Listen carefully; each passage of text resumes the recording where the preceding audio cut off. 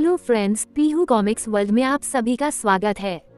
Comics की दुनिया से जुड़ने और बचपन की सुनहरी यादों में खो जाने के लिए चैनल को सब्सक्राइब करें। नमस्कार दोस्तों, पीहू कॉमिक्स वर्ल्ड में आप सभी का स्वागत है।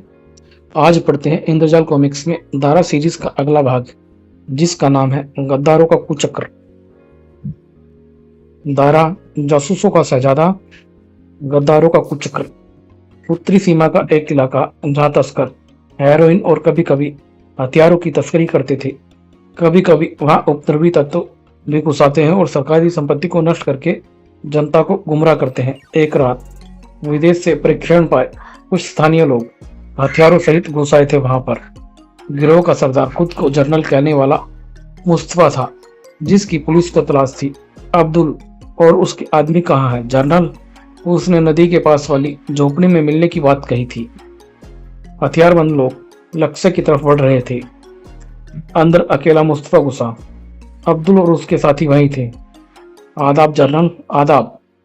तुम्हारा साथी खान नहीं दिख रहा है अब्दुल? उसे पुलिस ने पकड़ लिया है जनरल। कैसे हुआ यह? पता कैसे चला पुलिस को? लगता है मेरे पड़ोसी हमीद ने भेद खोल दिया है, उसी ने बताया होगा। ओह, हमीद अभी भी वह अपनी माँ और वतन परिस्थिति की बकवास करता है। हाँ जनरल, वह तो बाकियों को भी उकसाता है कि आतंकवाद का मुकाबला करके देश की रक्षा करे। मूर्ख, कल रात उसे यहाँ लेकर आओ। अगली सुबह अब्दुल एक साथी के साथ हमीद के घर पहुंचा और उसका दरवाजा ठकठकाया। हमीद ने दरवाजा खोला तो नकाब पोसों को खड़ा देख चौंक पड़ा। वह, कौन हो तुम और क्या चाहिए? इससे पहले कि वह कुछ और पूछ पाता, उस पर जबरदस्त प्रहार, ताड़। वो दर्द से करा उठा। वे बेहोश आदमी को गांव से बाहर ले चले। ऐसा अक्सर होता था। गांव वाले इस बारे में बात करने से भी डरते थे।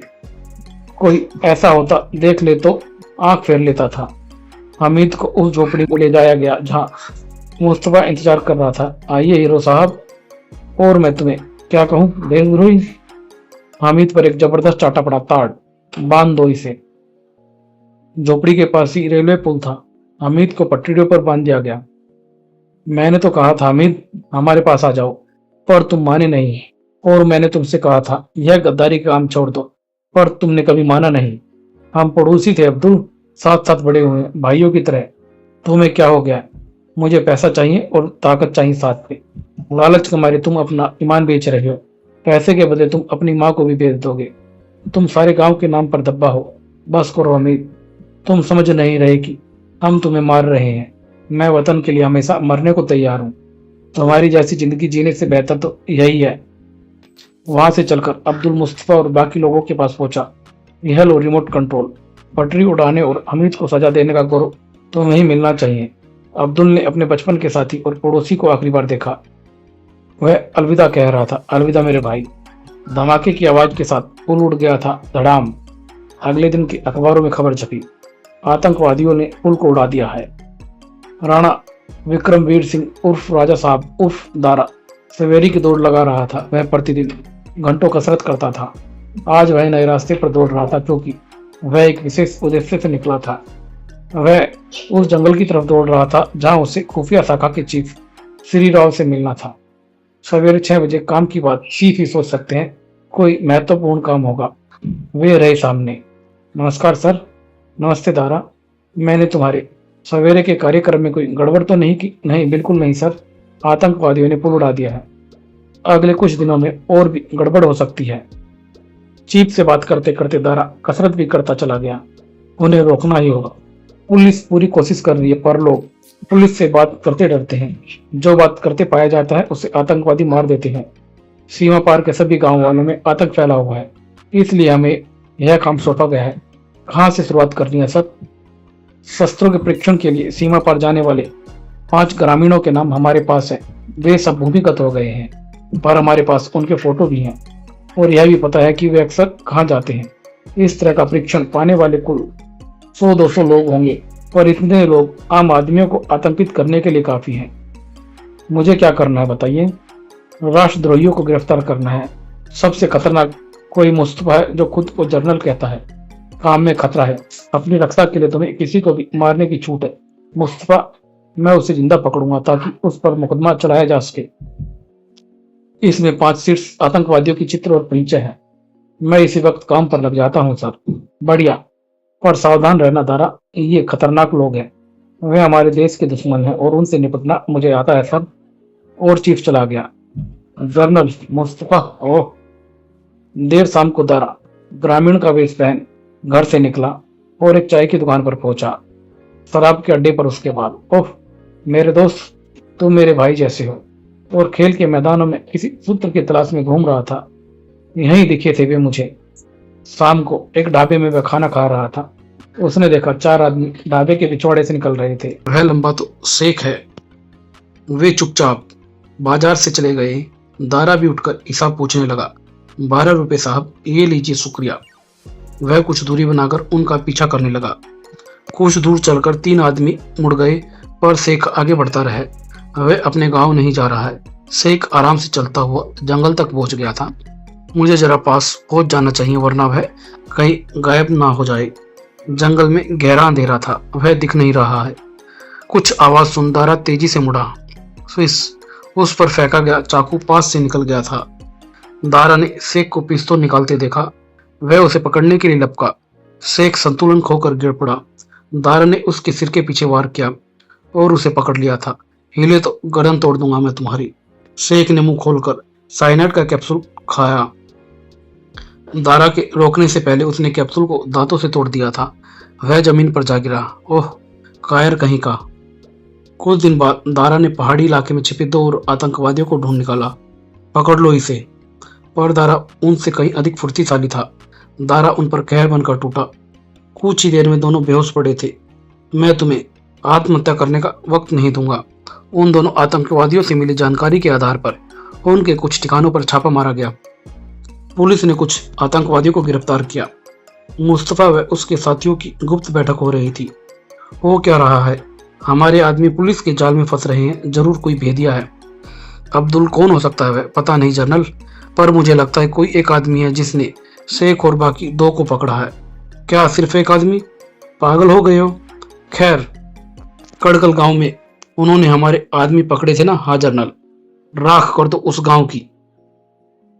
मुस्तफा, अब्दुल और बाकी आतंकवादियों ने छोटे से गांव कल कड़ल को घेर लिया था। किस बात का इंतजार कर रहे हो? लगा दो आग। अब्दुल हंस खड़ा था। क्या बात अब्दुल? कुछ नहीं जनरल, इस गांव में मेरे चचा रहते हैं। तो क्या हुआ? गांव के हर आदमी को हमें धोखा देने की सजा देनी है और वो इस सजा को भुगतेंगे। और ये लो, गांव में आग लग गई थी। अब कुछ दिन शांत रहकर अगले हुक्म का इंतजार करो। अब्दुल कट्टरपंथी आतंकवादी था, पर उसे अपने दोस्त हमीद की याद अक्सर सताती थी। और कल कड़ल गांव धू धू कर जल रहा था। वहां मेरे चचा के घर में बचपन गुजरा था मेरा। आतंकवादियों की खोज में लगे। दारा का वक्त जंगलों और पहाड़ियों में गुजरता था। काफी दिनों से उन्होंने कोई कार्रवाई नहीं की है। अब्दुल के घर चलना चाहिए मुझे। ऊंची पहाड़ी पर बसे सुदूर गांव में अब्दुल के घर पर नजर रखे हुए था दारा। उसके घर में रोशनी हो रही है। तभी उसने देखा 2 आदमी घर का दरवाजा खटखटा रहे थे। ओह, दोनों हथियारबंद हैं। उसने देखा एक औरत ने दरवाजा खोला। उससे बात करके वे लौट गए। दारा उनके पीछे हो लिया। जब वे सुनसान इलाके में पहुंचे, दारा ने उन्हें आगे से घेर लिया और उन पर कहर बनकर टूट पड़ा। दारा ने उन्हें कुछ ही पलों में धराशायी कर दिया। कुछ ही पलों में दोनों जमीन सूंघ रहे थे। माफ करना, पर तुम दोनों के इरादे अच्छे नहीं लग रहे थे मुझे। दारा लौटकर अब्दुल के घर पहुंचा। एक औरत ने दरवाजा खोला। आदाब अम्मा, मुझे अब्दुल से मिलना है। इस नाम का यहाँ कोई नहीं रहता है। मैं जानता हूँ वह यहीं रहता है। मुझे यह भी पता है कि वह मुसीबत में है। यकीन करो, मैं उसकी मदद कर सकता हूँ। तुम्हें पहले कभी नहीं देखा है, पर आओ अंदर। अब्दुल काफी परेशान है इन दिनों। उसने कहा था कोई उसे पूछना है तो लौटा देना। उसके दोस्त अच्छे लोग नहीं हैं। बहुत फिक्र है मुझे उसकी। मैं उसकी मदद कर सकता हूँ। तुम नेक और भले लग रहे हो। तुम पर भरोसा कर सकती हूँ। वह है कहाँ पर अभी इस वक्त? पहाड़ी पर एक बड़ी चट्टान है। मेरा बेटा रातें वहीं गुजारता। देखो उसे कुछ हो नहीं जाए। उसे घर ले आना। घबराओ मत अम्मा, मैं सब ठीक करूंगा। दारा पहाड़ी की तरफ चला। वह जगह यही होनी चाहिए। वह चुपचाप आगे बढ़ रहा था। अब्दुल चट्टान के सहारे बैठा था। कौन है? मैं कहता हूँ कौन है। दारा ने इशारा किया। चुप रहो। मुस्तफा के आदमी तुम्हारी तलाश में हैं। वे मुझे मारना चाहते हैं। उन्होंने तुम्हें भेजा है मुझे मारने के लिए? नहीं, मुझे मुस्तफा की तलाश है। सुना है तुमने गिरोह छोड़ दिया है, तो तुम पुलिस वाले हो, मुझे गिरफ्तार कर लो, सजा दिलाओ। मैं खूनी हूँ, मैं गद्दार हूँ। दारा ने अब्दुल को दिलासा दिलाया, परेशान मत हो, चलो घर चलो, तुम्हारी माँ तुम्हारा इंतजार कर रही है। वे अब्दुल की घर की तरफ चले। मुस्तफा के सीमा पार वाले सीवर का मुझे पता है, मैं कल वहां जाऊंगा, चलोगे तुम? अब्दुल ने आत्मविश्वास से दारा को देखा। क्या तुम्हारे साथी कहाँ हैं? मैं अकेला काम करता हूँ। ओह, मैंने तुम्हारे बारे में सुना है, जंगल में अकेले घूमने वाले से आतंकवादी डरे हुए हैं। वह कई आतंकवादियों को पकड़ या मार चुका है। तो तुम हो वह आदमी? हाँ, मेरा नाम दारा है। अब वे अब्दुल के घर पहुंचे। अब्दुल अपनी अम्मी को देख खुश हुआ। अम्मा, ओह मेरा बेटा, अब घबराओ मत तुम, अल्लाह ने यह फरिश्ता हमारी मदद के लिए भेजा है। उस रात दारा और अब्दुल ने सीमा पार की। अब्दुल की मदद से वे बिना किसी परेशानी के मुस्तफा के शिविर तक पहुंच चुके थे। उन्होंने नदी के पानी की धारा बदलने के लिए यह बांध बनाया है। बाढ़ के दौरान वे दरवाजे खोलकर पानी हमारे देश में भेजा जाता है। पिछले साल की बाढ़ का कारण यही दरवाजे थे, और इसमें कई गांव भी डूब गए थे। हाँ, मेरी जमीन भी चली गई थी। हरजाने के तौर पर मुस्तफा ने मुझे बंदूकें और असला दिया था। अंधेरे की ओट में वे घाटी में बने शिविर तक पहुंचे। यहाँ हमारे देश के ग्रामीणों को तोड़ फोड़ की ट्रेनिंग दी जाती है, ताकि हमारे देश में कहर मचाया जाए। अब यह जगह ही खत्म हो जाएगी अब्दुल। वह आखिरी तंबू मुस्तफा का है, यहीं रुको तुम। अब्दुल के कुछ कहने से पहले ही तारा अंधेरे में गायब हो गया था। तारा ने देखा तंबू में मुस्तफा सो रहा था। 2 मिनट बाद जब मुस्तफा जागा तो उसके हाथ पांव बंधे हुए थे और मुंह पर पट्टी थी। वो मुंह पर पट्टी बंधी होने के कारण कुछ बुदबुदा रहा था। दारा ने इशारा किया, शांत रहो, और दारा उसे उठाकर चला। और फिर कुछ देर बाद, क्या यह इतना आसान था? जल्दी चलो बांध पर। हट्टे कट्टे आदमी को बोझ लादे हुए भी दारा तेजी से बांध की तरफ बढ़ रहा था। ऊपर पहुंचकर उसने मुस्तफा का मुंह खोल दिया। तुम कौन हो? मुझे यहाँ क्यों लाए हो? और अब्दुल, तुम इस आदमी के साथ क्या कर रहे हो? शांत, तुम्हें तुम्हारी मातृभूमि में पहुंचाया जाएगा। दारा ने अपना बैग खोलकर विस्फोटक पदार्थ निकाला। मैं मदद करूं? जरूर, तुम समझ गए हो मैं क्या करना चाहता हूं। अब्दुल बारूद लेकर बांध की तरफ बढ़ चला। नहीं, मेरे आदमी, मेरा सामान, तुम सब तबाह कर दोगे, समझे? जब तुम लोगों के घर जलते होंगे तो कैसा लगता होगा। कुछ देर बाद अब्दुल ने दारा को संकेत किया कि सब तैयार है। दारा ने उसे लौटने का इशारा किया, पर वह हिला तक नहीं था। दारा ये देख हैरान, यह क्या हो रहा है? दारा अब्दुल की तरफ दौड़ा। यह करना क्या चाहता है? क्या हुआ अब्दुल? किसी भी क्षण विस्फोट हो सकता है। मुझे छोड़ दो, मैं मरना चाहता हूँ, क्योंकि मैं पापी हूँ। दारा अब्दुल को उठाकर भागा। तभी एक जबरदस्त विस्फोट हुआ। दारा सुरक्षित पहुंच चुका था। मैंने तुम्हारी माँ से वादा किया था तुम्हें सुरक्षित लौटाने का। मैं बहुत शर्मिंदा हूँ, पर मेरी माँ की मदद के लिए शुक्रिया आपका। विस्फोट और पानी की आवाज से मुस्तफा के साथी कुछ सुरक्षा सैनिक जाग गए थे। यह क्या? बांध, भागो।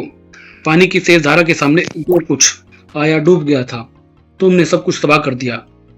अब हमारे देश में कोई नकली बाढ़ नहीं लाएगा। तुम मुझे मार क्यों नहीं देते? किस लिए जिंदा रखा है मुझे? हमारे देश में तुम पर मुकदमा चलेगा तुम्हारे अपराधों के लिए। और वे लौट पड़े। इस छोटे रास्ते से चलते हैं, पर इस तरह तो सेना की चौकी है, इसलिए तो अब और कोई समस्या नहीं होगी। चौकी पर खुफिया शाखा के चीफ श्री राव उन्हें मिले। सब ठीक है? जी हाँ, काम पूरा हो गया। यह जनरल मुस्तफा है और यह अब्दुल। मुस्तफा और अब्दुल को गिरफ्तार कर लिया गया।